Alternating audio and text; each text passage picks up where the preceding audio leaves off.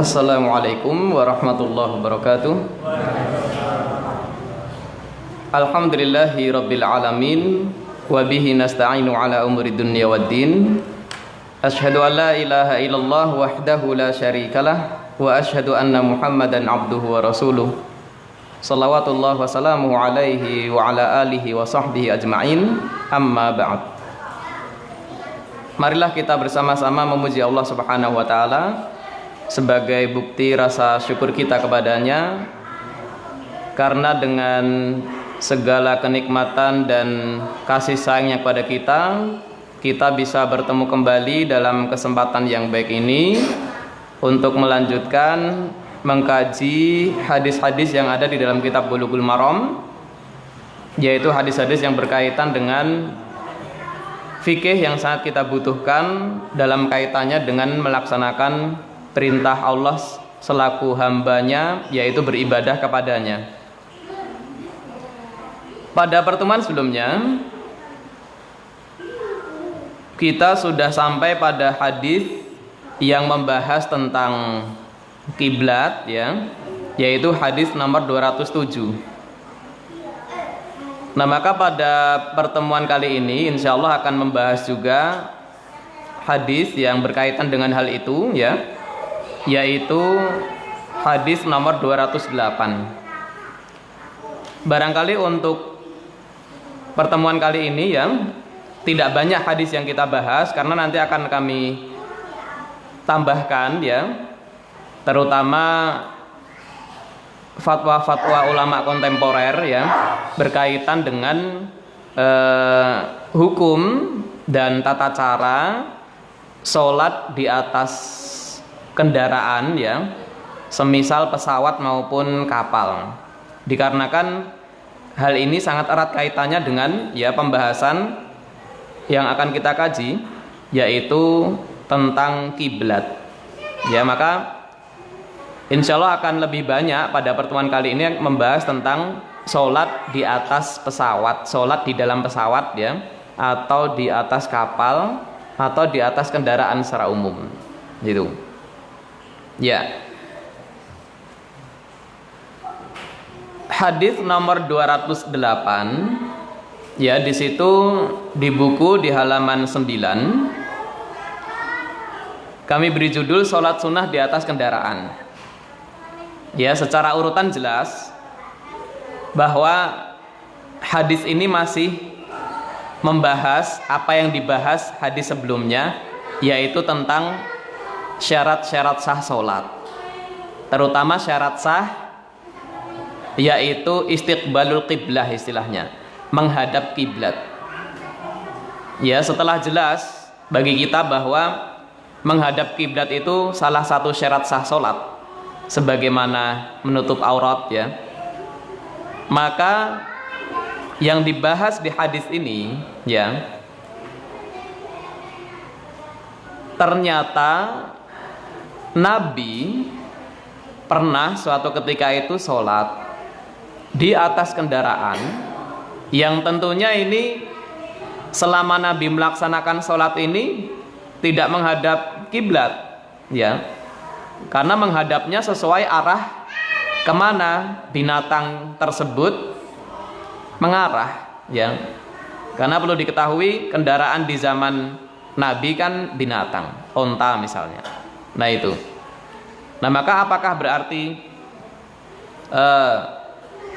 menghadap kiblat ini ada pengecualiannya dalam kondisi tertentu ya, maka akan kita ketahui jawabannya melalui pembahasan hadis-hadis berikut ini. Wa an Amir bin Rabi'ah radhiyallahu anhu qala ra'aitu Rasulullah sallallahu alaihi wasallam yusalli ala rahilatihi haitsu tawajjahat bih, muttafaqun alaih. Dari Amir bin Rabi'ah, dia berkata, aku pernah melihat Rasulullah sallallahu alaihi wasallam salat di atas binatang kendaraannya. Ya, aku pernah melihat Nabi salat di atas kendaraan. Ini pertama. Ke arah manapun binatang tersebut mengarah. Nah, ini ya, ke arah manapun binatang tersebut mengarah. Artinya di sini Nabi pernah sholat ya tidak menghadap kiblat, bahkan di atas kendaraan. Ini hadis riwayat Bukhari Muslim, tafaqun alaih. Nanti akan ada penjelasan sholat apa yang Nabi lakukan dan ketentuan apa yang harus dipenuhi gitu. Selanjutnya, Zadal Bukhari yumi'u bi ra'sihi wa lam yakun yasna'uhu fil maktubah.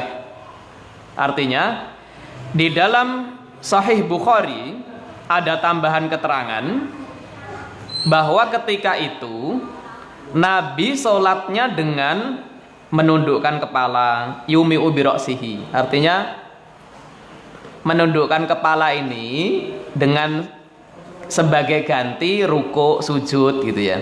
Kan di atas kendaraan ini, di atas onta misalnya. Nah, ada keterangan tambahan itu ya. Untuk takbiratul ihram sedekap bisa ya. Tapi untuk ruku sujud bagaimana? Yumi'u bi ra'sihi. Menundukkan kepalanya. Ketika sujud ya menunduknya semakin ke bawah. Nah, yang penting di sini dikatakan di sini dalam hadis ini Nabi tidak melakukan ini ketika sholat wajib. Nah, ini.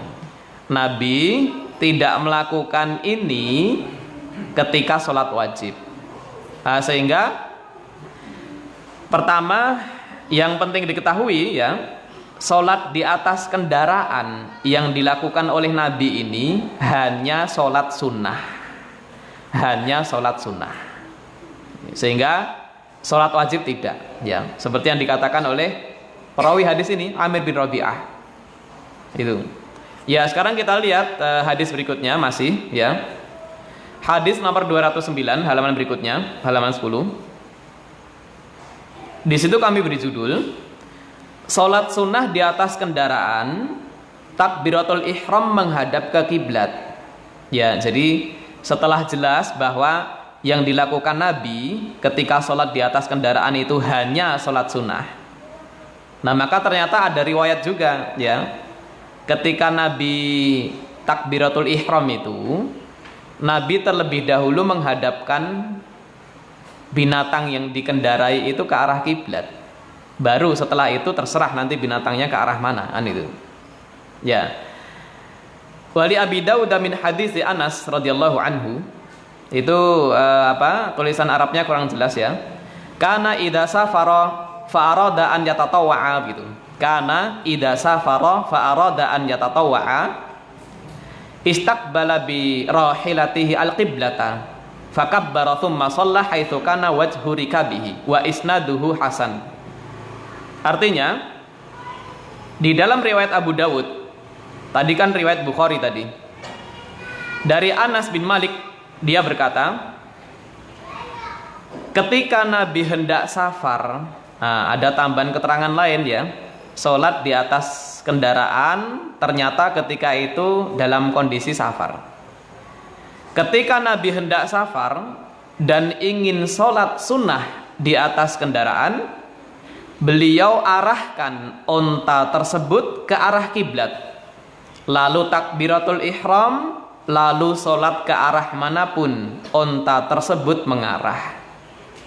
Nah, maka tambahan penting satu lagi ya, ternyata Nabi ketika hendak safar kemudian tahu nanti binatangnya pasti selama sholat itu arahnya tidak tentu ya, maka ternyata sebelum memulai ya Nabi takbiratul ihram itu menghadap ke kiblat.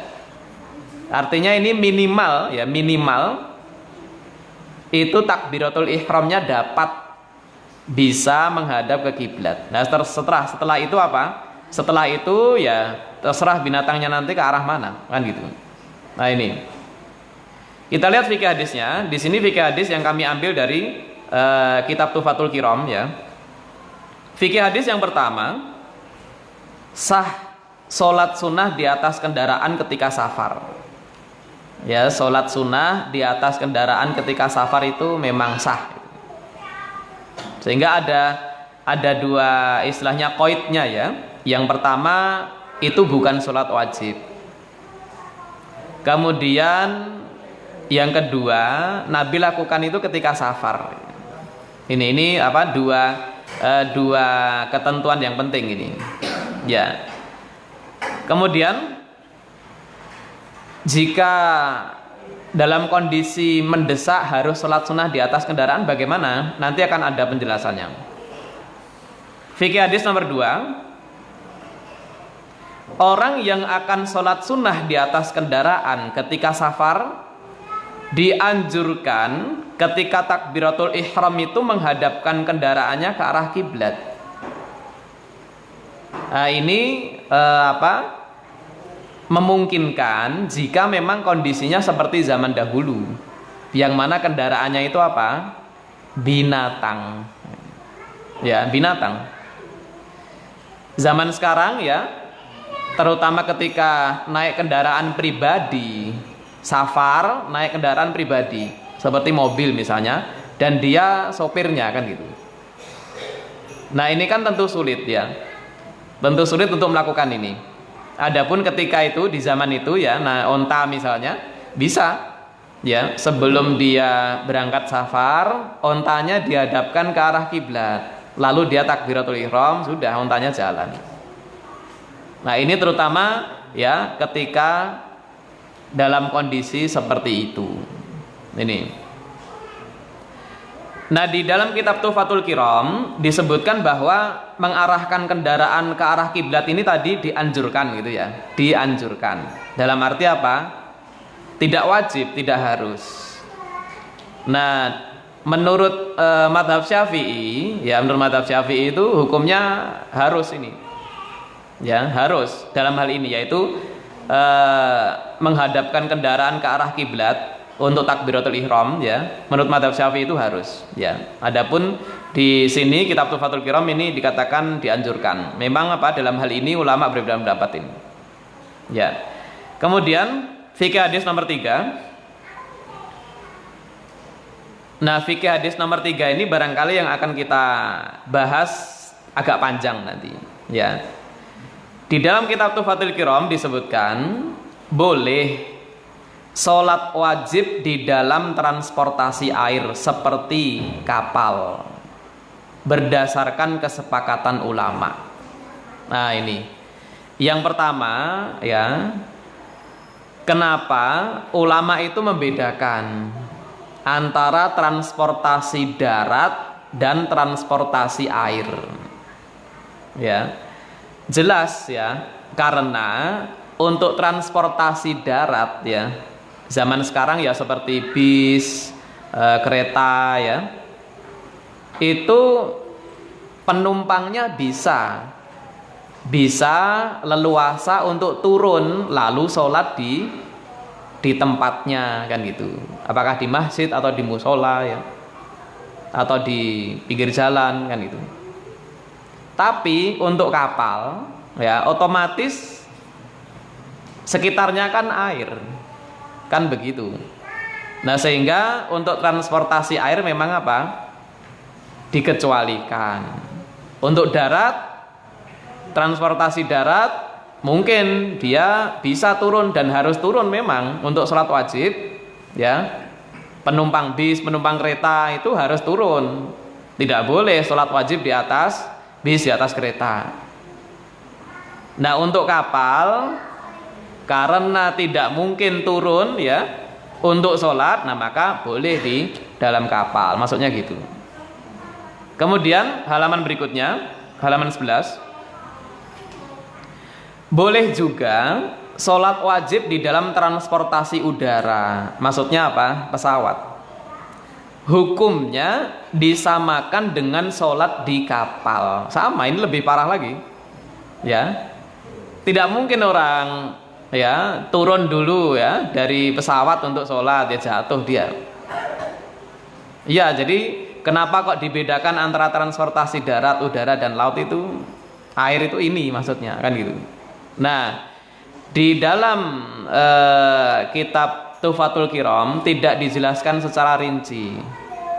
Maksudnya bolehnya sholat di atas di dalam kapal maupun pesawat itu tata caranya bagaimana, kan itu. Ketentuannya apa saja. Nah, ini tidak dijelaskan ya, karena memang kitab Tuhfatul Kiram itu kan sangat ringkas ya. Menjelaskan fikih hadis Bulughul Maram tapi sangat ringkas. Nah, maka di sini kami tambahkan fatwa dari Syekh Muhammad bin Shalih Al-Utsaimin ya, terutama berkaitan dengan sholat di dalam pesawat. Tapi sebelumnya kita selesaikan ya fikih hadis yang keempat di situ, masih dari kitab Tuhfatul Kiram.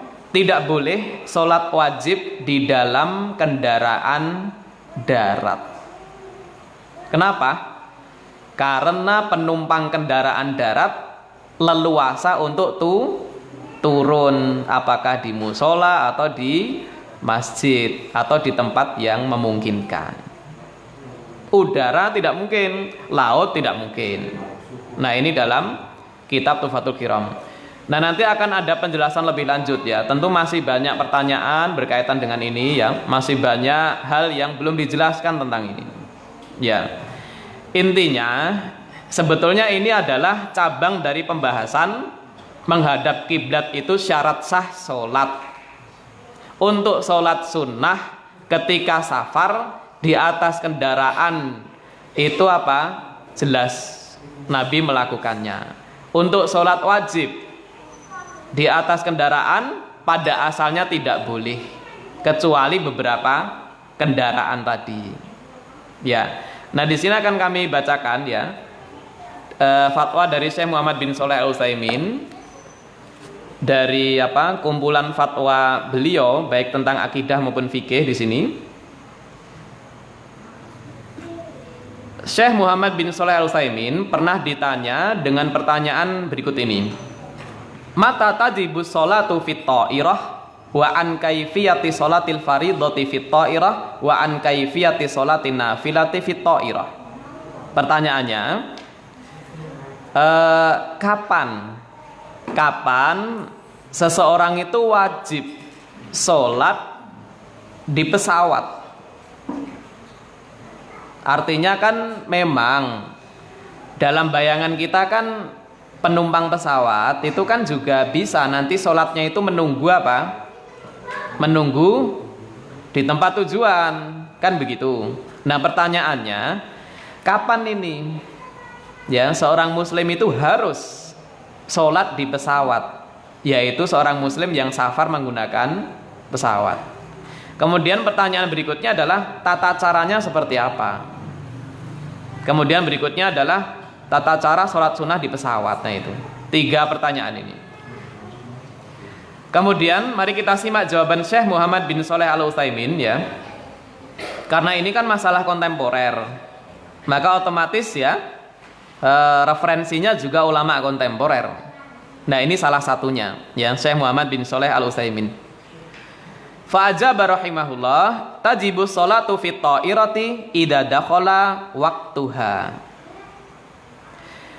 Seseorang penumpang pesawat ya, itu wajib sholat di pesawat jika sudah masuk waktunya.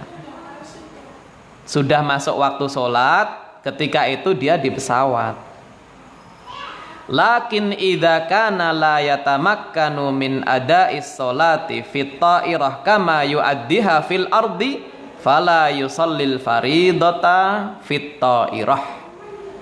Ini penting ya. Berikutnya, jawaban berikutnya. Tapi jika tidak memungkinkan melaksanakan sholat di pesawat seperti pelaksanaannya di bumi, di darat ya, maka tidak boleh sholat di pesawat. Ya, kami ulangi, wajib sholat di pesawat ketika sudah masuk waktunya. Kemudian jika tidak memungkinkan melaksanakan sholat di pesawat seperti ketika melaksanakan sholat di darat, maka tidak boleh sholat di pesawat. Maksudnya bagaimana? Ini sudah masuk waktu sebetulnya, misalnya. Nah, tapi ternyata misalnya di pesawat tidak ada tempat khusus, ruangan khusus untuk kita bisa sholat lengkap ya, tertib dari awal sampai akhir, takbiratul ihram, berdiri, rukuk, sujud, iktidal, duduk dan seterusnya. Jika tidak ada tempat yang memungkinkan seperti itu, ya sholatnya nanti di darat saja. Artinya apa? Bolehnya sholat di pesawat atau di kapal tadi ya, itu tetap harus memenuhi apa? Syarat rukunnya. Harus menghadap kiblat, harus berdiri juga, rukuk juga, sujud juga, begitu. Ini jadi apa? Yang penting diketahui ya. Karena jika tidak dipahami ini, oh berarti dengan duduk saja boleh ini sholat di pesawat, tidak. Ini. Kemudian masih panjang jawabannya. Idza kana yumkinu hubutut ta'irati qabla khuruji waqti shalah au khuruji waqti allati ba'daha mimma yajma'u ilaiha. Jika memungkinkan pesawat itu sampai pada tempat tujuan waktu sholatnya belum habis. Ya, jika pesawat sampai tujuan waktu sholatnya belum habis. Ada apa sambungannya dari tadi ya. Jadi sholat di pesawat kapan wajib? Ketika sudah masuk waktu sholat. Jika ternyata di pesawat tidak ada ruangan khusus untuk bisa sholat dengan leluasa, ya jangan sholat di pesawat, nanti di darat. Jika memang ketika pesawat mendarat itu waktu sholatnya masih. Ini jika waktu sholat masih tersisa ketika pesawat sudah mendarat, ya tidak masalah, nanti sholat di darat saja kan gitu. Atau ketika pesawat mendarat, waktu sholat yang kedua yang bisa dijamak dengannya itu juga masih gitu. Itu juga tidak masalah, sholat di darat saja nanti. Nah, kan dia posisi musafir. Musafir boleh menjamak, termasuk jamak takhir. Nah, maka itu tadi jawaban yang pertama. Kemudian beliau menjelaskan dengan contoh. Ya, beliau memberi contoh, misalnya famathalan, misalnya lau aqla'atit ta'iratu min juddata qubaili ghurubi syams wa ghabati syamsu wa huwa fil jawi fa innahu la yusallil maghriba hatta tahbita ta'iratu fil matar wa yanzilu minha fa in khafa khuruju waqtiha nawa jam'aha ilal isya jam'a ta'khirin wa sallahuma idza nazala. Ya, misalnya seandainya pesawat berangkat, istilahnya apa? Lepas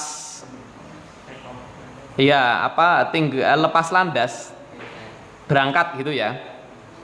Jika pesawat berangkat dari Jeddah, karena beliau kan ya orang Arab Saudi, maka contohnya kota-kotanya yang di sana. Jika pesawatnya berangkat dari Jeddah sebelum maghrib, beberapa saat sebelum maghrib itu pesawat baru berangkat, dan masuk waktu maghrib wahwa fil jaw, dia berada di dalam pesawat di udara. Nah, ini berarti apa? Dia dalam kondisi di pesawat sudah masuk waktu maghrib. Kemudian Fa innahu la yusallil maghriba hatta tahbita ta'iratu fil matar.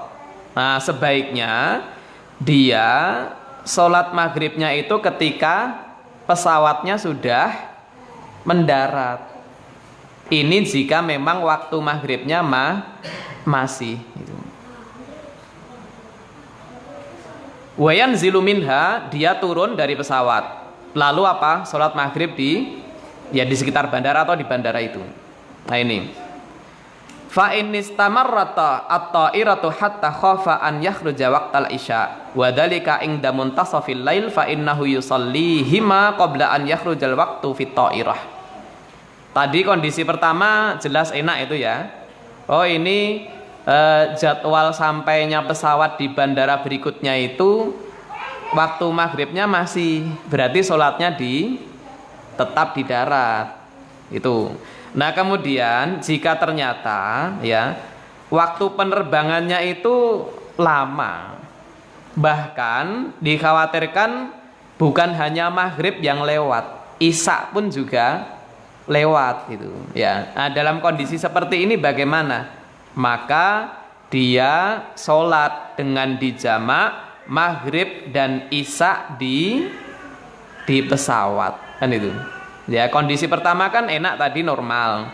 Kondisi kedua ini penerbangan dia lama, bisa menghabiskan waktu maghrib dan isya gitu misalnya. Nah dalam kondisi seperti ini apa? Sebelum habis waktu isya dia sholat jamak, yaitu jamak takhir maghrib dan isya di pesawat gitu. Jadi memang penjelasan di kitab Tuhfatul Kiram tadi, boleh sholat wajib di kapal, boleh sholat wajib di pesawat, itu ketentuannya seperti itu, ya kan? Nah itu. Nah kemudian caranya bagaimana? Kan tadi pertanyaan yang berikutnya caranya gimana? Nah itu, saya mengatakan wa kaifiyatu sholatil faridati fit ta'irah, tata cara sholat wajib di pesawat ini. An yakuma mustaqbilal qiblati fayukabbir. Berdiri, tetap berdiri ini, tidak duduk. Berdiri menghadap kiblat, bahkan ini. Berdiri menghadap kiblat lalu takbiratul ihram. Wa yaqra'ul Fatihata wa ma tusannu qira'atuhu qablaha minal iftitah au ba'daha minal Qur'an. Sama, membaca Al-Fatihah ya, lalu membaca surat pendek, yang sebelumnya juga membaca apa?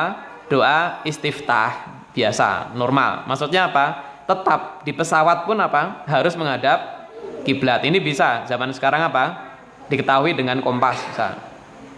Bahkan berdiri juga ini, tidak duduk, diri. Kemudian summa yarka'u, lalu ruko, ya ruko betul-betul posisi ruko, kondisi berdiri ini. Tsumma yarfa'u minar ruku', kemudian i'tidal pun juga dalam posisi normal juga. Tsumma yasjudu, kemudian dia sujud. Nah untuk yang sujud ini menurut Syekh Utsaimin gitu, jika tidak memungkinkan sujud maka bisa dengan duduk, khusus sujud ini. Beliau mengatakan fa'in lam yatamakkan minas sujud jalasa. Jika tidak memungkinkan sujud maka duduk. Takbiratul ihram berdiri, rukuk berdiri, sami Allahu liman hamidah berdiri, sujud. Nah jika tidak memungkinkan tempatnya untuk sujud maka apa? Duduk. Kemudian wa auma abisujudi jalisan. Nah duduk, kemudian apa? Menundukkan kepalanya dengan niatan itu sebagai ganti untuk apa? Sujud. Nah ini. Wa hakadha yaf'alu hatta tantahiyas sholatu wa huwa fi dzalika kullihi mustaqbilal qiblati. Nah dia melakukan seperti itu terus sampai sholatnya selesai, dan dalam melakukan itu semua dia menghadap kiblat. Nah ini tetap ditekankan yang satu ini, apa? Tetap menghadap kiblat. Selesai rakaat 1 ya, sujudnya dengan duduk, lalu dia berarti untuk rakaat kedua apa? Berdiri lagi, kan gitu. Nah ini berarti di sini menurut Syekh Muhammad bin Shalih Al Utsaimin ya, ada satu rukun yang itu bisa dilakukan dengan apa? Tidak sebagaimana mestinya, yaitu apa? Sujud. Terwakili dengan duduk dan menundukkan kepala. Tapi semuanya yang lain tetap dilakukan sebagaimana mestinya. Nah ini tata cara sholat di pesawat. Tetap dia melakukan ini semua mustaqbilal qiblah, dalam keadaan menghadap kiblat tetap. Ya walaupun sepertinya ya ada pesawat itu yang ada ruangan khusus sehingga memungkinkan untuk sholat dengan sempurna. Nah ini kemudian di kapal bagaimana ya? Tadi di Tuhfatul Kiram kan sholat wajib di atas kendaraan darat tidak boleh, tapi kendaraan air dan udara boleh. Pesawat sudah. Nah untuk kapal ya sama. Ya prinsipnya selama masih memungkinkan melakukan sholat dari awal sampai akhir dengan bentuk sholat yang normal itu tetap harus dilakukan. Tetap harus dilakukan. Nah ini. Dan setahu saya ya, ulama yang lain berpendapat dalam sholat di kendaraan seperti kapal ya, itu pun ada ulama yang lebih agak ketat lagi. Semuanya sujud pun harus bisa betul-betul posisi sujud. Jika tidak bisa bagaimana? Ya ulama yang lain mengatakan tetap sholat sebisanya. Nanti di darat sholat lagi. Ada ulama yang berpendapat gitu. Nah sholatnya di pesawat itu niatnya untuk apa? Niatnya istilahnya untuk ta'dhimul waqti, untuk menghormati apa? Waktu sholat. Dia sholat sebisanya. Nah nanti dikodok gitu. Ini pendapat ulama yang lain. Ya tapi ini pendapat Syekh Muhammad bin Shalih Al Utsaimin ya, dan beliau termasuk ahli fikih jelas ya, fuqaha kontemporer. Maka seandainya kita mengikuti pendapat beliau ini ya insya Allah bisa. Ya istilahnya kita taklid kepada orang yang insya Allah memang pas gitu. Ini beberapa pendapat ulama itu. Nah ini berkaitan dengan tata cara sholat wajib di pesawat tadi. Nah pertanyaan yang ketiga kepada Syekh tadi adalah bagaimana cara sholat sunnah di pesawat. Pastinya lebih ringan ini ya. Syekh mengatakan amma kaifiyatu sholatin nafilati ala ta'irati fa innahu yusalliha qa'idan ala maq'adihi fit ta'irah. Adapun sholat sunnah di pesawat, maka dia bisa melakukannya dengan posisi duduk. Bisa sholat sunnah memang apa? Diberi keringanan ini.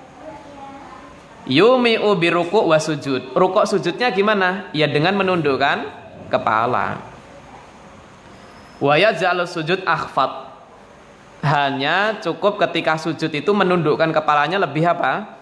Akhfad, lebih ke bawah lagi dibandingkan dengan ruko. Nah untuk sholat sunnah di pesawat atau di kapal memang sedikit lebih ringan ya, tidak perlu berdiri kan gitu, bisa duduk terus.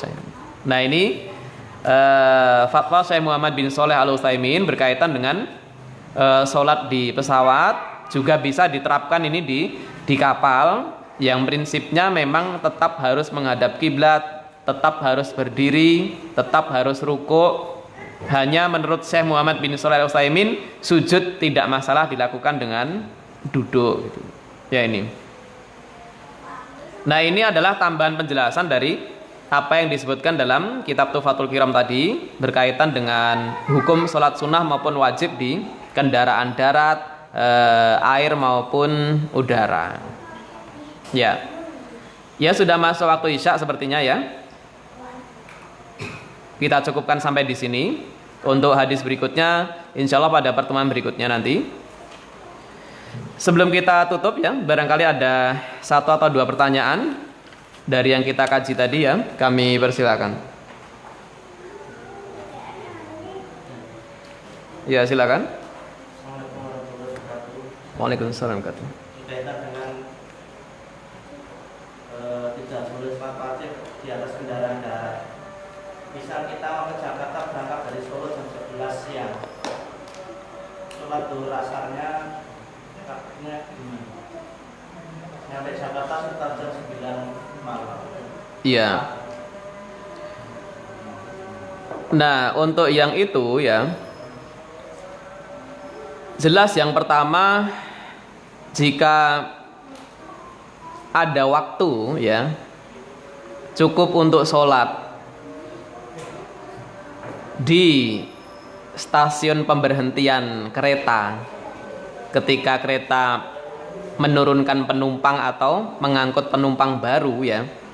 Jika kita tahu waktunya itu misalnya 15 menitan ya, itu bisa ya kita ke musola dekat situ. Atau kita menuju ke ruangan khusus ya. Pernah saya melihat di kereta itu ada ruangan khusus ya. Sepertinya itu ruangan untuk istirahat para apa? Istilahnya apa? Ya, kru kereta itu. Ada, ya pernah saya lihat orang sholat di situ. Tapi jika itu semua tidak memungkinkan ya, entah karena pemberhentian kereta di stasiun itu sangat singkat, hanya 5 menit misalnya, maka ya otomatis kita melakukan sholat itu di tempat tujuan dengan niat mengqadha tadi. Nah, di kereta apa kita sholat? Iya, ya. Dalam kitab-kitab fikih Syafi'i itu tetap sholat di situ karena ini untuk memuliakan waktu, ta'zimul waktu, menghormati waktu. Nah, nanti di tempat tujuan kita lakukan sholat itu. Ini, ya jelas ketika di kereta itu kita sholatnya tidak sempurna ya, dengan duduk bahkan ya kan. Seandainya berdiri pun mungkin bisa berdiri ya, tapi untuk rukuk pun tidak, karena di depan kita ada apa? Kursi. Apalagi yang kereta ekonomi ya, yang berhadapan-hadapan itu lebih repot lagi tuh. Di hadapan kita bukan cuma kursi tapi apa? Penumpang lain. Nah itu. Kita tetap sholat di kereta ya. Tetapi nanti di tempat tujuan kita mengqadhanya. Yang kami ketahui dari membaca-baca pendapat para ulama begitu. Ya, terutama mazhab Syafi'i begitu. Tetap sholat di bis, di kereta dengan cara sebisanya. Nah, nanti sampai tujuan diqadha lagi 2 sholat itu. Tuh misalnya. Adapun jika ternyata di tempat tujuan masih bisa sholat, ya ini tidak masalah sama sekali. Ya seperti yang dijelaskan Syekh tadi. Misalnya dari Solo ba'da maghrib ya, ba'da maghrib. Kemudian sampai Jakarta misalnya itu sebelum subuh gitu ya, sebelum subuh, maka bisa sebelum naik kereta kita sholat maghrib dulu kan gitu, dijamak dengan apa? Isya misalnya. Nah, lalu nanti di Jakarta masih bisa sholat subuh di tempat tujuan kan gitu. Yang jelas memang prinsipnya secara asal sholat wajib di kendaraan darat itu tidak boleh. Dibolehkan kendaraan air, kapal maupun udara, yaitu pesawat. Itu pun harus memenuhi syarat rukun-rukunnya kan gitu. Kendaraan darat jika terpaksa sholat ya harus sholat tepat pada waktunya dengan cara sebisanya, nanti sampai tujuan diqadha lagi itu sholat. Nah itu singkatnya demikian. Ya, wallahu a'lam bishawab ya, semoga bermanfaat. Yang benar dari Allah Subhanahu wa taala, yang salah dari kami. Subhanakallahumma bihamdika asyhadu an la ilaha illa anta astaghfiruka wa atubu ilaik. Assalamualaikum warahmatullahi wabarakatuh.